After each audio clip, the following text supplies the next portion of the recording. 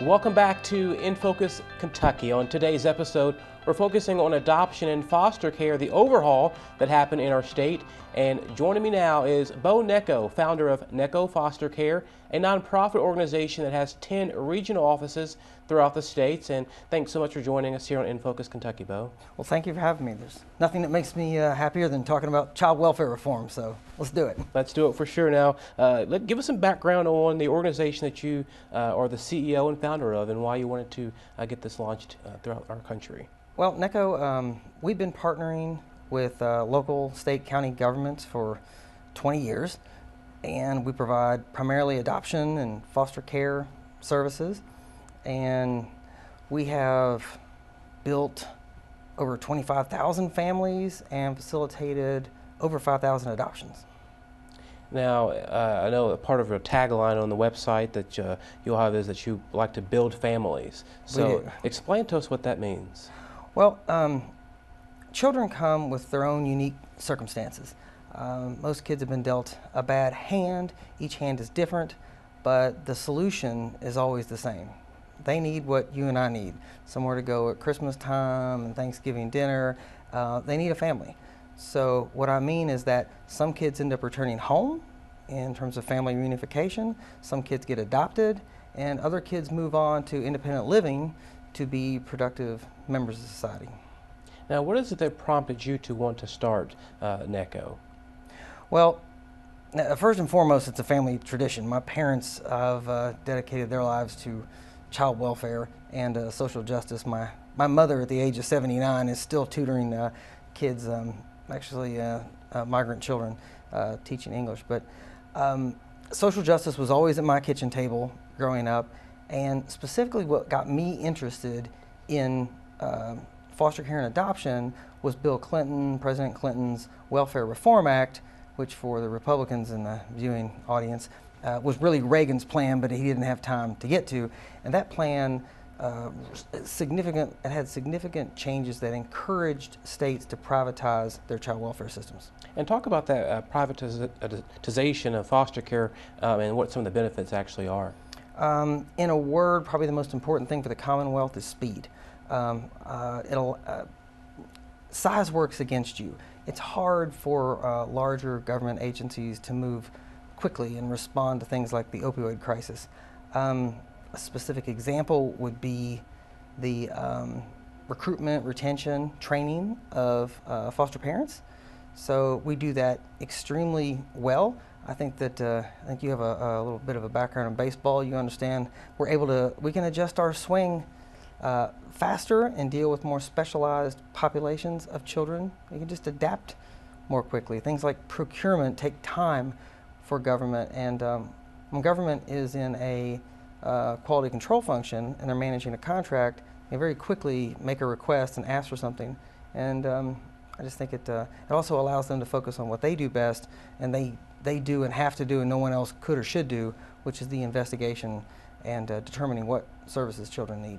And with House Bill 1, let's talk about that. You were very involved with this entire process of the bill becoming now law, part of a lot of committee meetings, conversations, speaking to legislators. So give us some background on the significance of House Bill 1 to you, but then also why you wanted to get very involved. Well, I think, let me clear up a misconception first.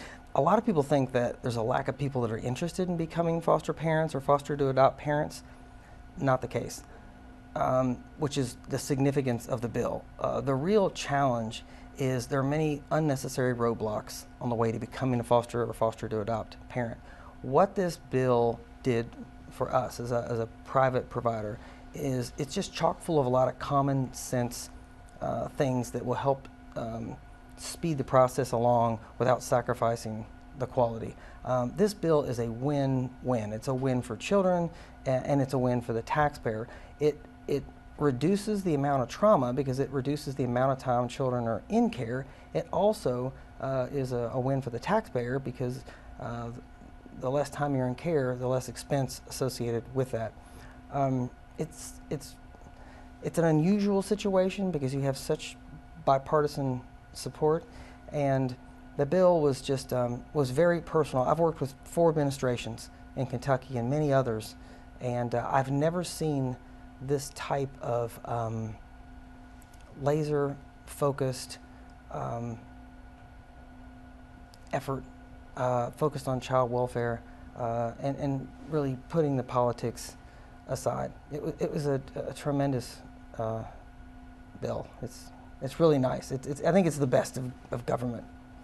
And you were telling me that you also spent a lot of time working with different stakeholders in our state, from legislators to police officials, government officials, and even First Lady Bevin. So explain to us how it was working with those different stakeholders.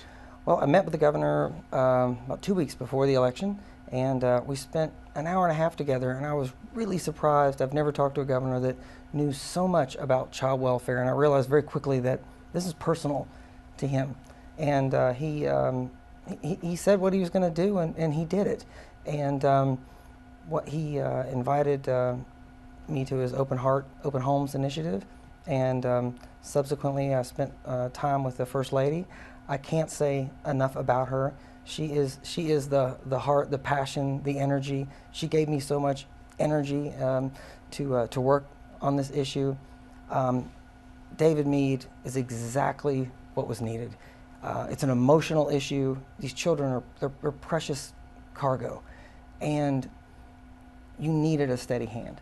David Meade, he was that steady hand. He listened. He was able to pull so many people together and shepherd this legislation through with little to no opposition. I think there was 1 vote, and I can't. And there are many others. Whitney Westerfield, Senator Westerfield, his amendment with the fingerprints. Just briefly, we wait 3 to 4 months in this state to get fingerprints for people to be foster parents and people that want to work in the foster care and adoption space. It's completely unnecessary. We get them the same day, same minute, just across the river. And he understood that. We missed that early. He picked up on it, filed an amendment. I mean, that will affect thousands of children for years to come in terms of how long they have to wait for a family. Now, for people that are interested in becoming a foster parent and also learning more about your organization, where do they go to get more details? necco.org. We have 10 offices. We're in all 120 counties in the state, so we're not far away. If you're interested in being a foster parent or a foster to adopt parent, please give us a call. We do our very best to provide excellent customer service. We'll come out to see you right away. And there still is a tremendous need. Unfortunately, we don't see an end to this opioid crisis anytime soon. So, yeah, please look us up or give us a call. Well, Bo, thank you so much for joining us here on In Focus Kentucky and talking about this very important issue here in our state of Kentucky. Coming up, we'll speak with Dr. Terry Brooks of the Kentucky Youth Advocates to talk about the support of his organization for this new legislation. Next on In Focus Kentucky.